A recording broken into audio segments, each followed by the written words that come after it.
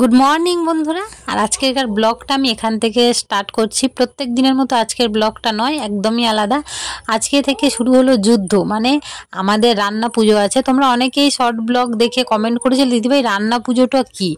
So তাদের জন্য আজকের ব্লগটা যারা জানো তারা হয়তো জানো, মানে যাদের রান্না পুজো আছে গ্রামে, আর যাদের নেই তারা জানো না যে রান্না পুজোটা কেমন হয়। সো তোমাদেরকে দেখাবো। এখানে আমি গেছিলাম খেউড়ি হতে, তার কারণ খেউড়ি না হলে রান্না পুজোর কোনো জিনিসে হাত দেওয়া যায় না। এই জন্য খেউড়ি এসে দেখি দিদিভাই সব বাসন বের করে ধুচ্ছে। এটা নিয়ম, প্রত্যেকটা বাসন ধুইতে হয়। রান্না পুজোর কিছু নিয়ম আমি তোমাদের সাথে শেয়ার করি। সেটা হচ্ছে রান্না পুজোর যে উনুনটাতে রান্না হবে সেই উনুনটা হতে হবে নতুন, আর নইলে যদি না নতুন হয় পুরনো উনুন, তাহলে একদম পুরো নিচ থেকে ভালো করে পরিষ্কার করে কষ দিয়ে নিতে হবে, একদম নতুনের মতো যেন হয়। যে কাঠগুলোই রান্না হবে সে কাঠগুলো গাছ থেকে একদম কাটা, যেগুলো আমরা কুড়িয়ে রাখি সেগুলো হবে না। চাটাই থেকে শুরু করে ল্যাম্প, মানে ঘরের প্রত্যেকটা জিনিস ধুতে হয়। দেওয়ালগুলো কষ দিতে হয়, মাটির দেওয়াল যেহেতু আমাদের। আলমারি থেকে প্রত্যেকটা জিনিস ভাদ্র মাসে রোদ খাওয়াতে হয়, কারণ ভাদ্র মাসেই পুজোটা হয়। তো এরকম অনেক কাজ থাকে। দেখো এই হাঁড়িগুলো যে বসানো হবে সেই আলটা করা হচ্ছে, বাবা এখানে আলটা করছে। তার কারণ হাঁড়ি মাটিতেও বসানো যাবে না, যে হাঁড়িগুলোই পানতে হবে সেগুলোও কিন্তু নতুন মাটির হাঁড়ি। তো এখানটা আনাজ কাটবো বলে বসে নিচ্ছি এখন। তবু আমরা আনাজ কাটতে কাটতে একটু একটু কথা বলি, কিন্তু আগে যখন আমার দিদি শাশুড়ি ছিল তখন কথাও বলতে দিত না, মুখে রুমাল বেঁধে আনাজ কাটতে হতো। এই যে আমরা বসে পড়েছি, লাউটা দেখো, এই লাউটা এনেছিল মা 6 কিলোর মতন। তো লাউটা মা দাবালি দিয়ে কাটতে কাটতে যে পেপারটায় বসে আমরা আনাজ কাটছি সেটা অনেকটা বড় কেটে গেছিলো। এখানে মাছ কাটা হচ্ছে পুকুর থেকে ধরে। সবাই কাজে ব্যস্ত। আর আমাদের এখানে 3-4 বাড়ি আমরা পাশাপাশি থাকি, প্রত্যেকের রান্না পূজা আছে, মানে সবাইয়ের পুজোটা আছে এরকম। তো এইখানটা আমরা সবাই মিলে কাটছিলাম আনাজ, আর আনাজ কাটতে কাটতে এখানটায় ঠাকুরমশাই চলে এলো, পুজোটাও হবে। এই যে মায়ের দর্শন করে নাও। আমাদের সবাইয়ের বাড়ি পুজো আছে 3-4 বাড়ি, কিন্তু সবাইয়ের বাড়ি কিন্তু মায়ের মানে প্রতিষ্ঠা নেই। এই দিদিটাদের বাড়ি আছে, মানে আমার জায়েদের বাড়ি, এখানটায় পুজো হয়, হোম হয়, সব কিছু হয়।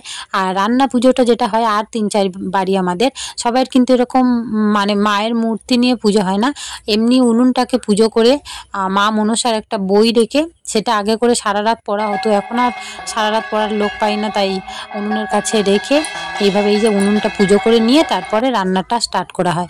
এখানে যা যা ভাজা হবে প্রত্যেকটা জিনিস আছে, চিচিঙ্গে ভাজা, ঝিঙ্গে ভাজা, বেগুন ভাজা, নারকেল ভাজা, লাউ ভাজা, প্রত্যেকটা জিনিস, লাউ ডাল্লা, ডাল চচ্চড়ি, মাছ ভাজা, চিংড়ি ভাজা, প্রত্যেকটা জিনিস এখানটায় মা কেটে একদম জোগাড় টোগাড় করে নিয়ে বসে পড়েছে। আর এখন অনেকটা রাত হয়ে গেছে, আমার ছেলে দেখো বসে পড়েছে, ওদিকে ডাল বসিয়েছে মা, আর এদিকে মা করছে ভাজা পিঠে। আর ভাজা পিঠে করা হয়ে গেলে এই তেলটাতে এবার আস্তে আস্তে মাছ ভাজবে, চিংড়ি ভাজবে, প্রত্যেকটা জিনিস ভাজা হয়ে যাবে। ওই জন্য আগে ভাজা পিঠেটাই করে নেয়। আজকে সারা রাত রান্না হবে, কালকে সারাদিন উনুন জ্বলবে না। এই পান্তাটা আর এই তরকারিটা খাবো। আর তোমরা রাস্তার অবস্থা দেখলে কি অবস্থা, কাদা, এইভাবেই সারা রাত রান্না করতে হবে। আজকের মতো ব্লগটা আমি এখানে শেষ করছি। আজকে বাজে এখন রাত 11টা, সারা রাত্রি রান্না হবে সম্ভব। কালকে আবার কি কি হয়, কালকে কি বলতে রান্নার আর কোনো ঝামেলা থাকবে না, সারাদিন পান্তা খাওয়া হবে। আর একটা না, ওই পান্তাটা ঠাকুরের একটা আশীর্বাদ থাকে। আমরা যে তরকারি বাসি হলে সকালে নষ্ট হয়ে যায়, কিন্তু এটা এমনভাবে তৈরি হয়, ঠাকুরের প্রসাদ তো সারা দিন থাকে, আমরা খাই, কোনো নষ্ট হয় না বা কিচ্ছু হয় না। পান্তাও সারাদিন খাই। আর একবার পান্তা খেলে আর সারাদিন খিদে পায় না, মনে হয় অনেকবার খাবো অনেকবার খাবো। যেমন আমাদের নর্মালি ভাত হলে আমরা সারাদিনে 3 বার তো খাই, কিন্তু এটা ঠাকুরের প্রসাদ বলে কিনা জানি না, একবার খেলে না সারাদিন পেটটা ভর্তিই থাকে। তো আজকের মতো এখানে ব্লগ শেষ করছি। কালকে সারাদিন কি হয়, আমার ননদরা আসবে, সবাই খুব আনন্দ করবো, সেটা তোমাদেরকে দেখাবো। তারপরে পরশুদিন আবার অনেক কিছু ব্যাপার আছে, সেগুলোও দেখাবো। চলো আজকের মতো টাটা, আবার দেখা হচ্ছে পরের ব্লগে।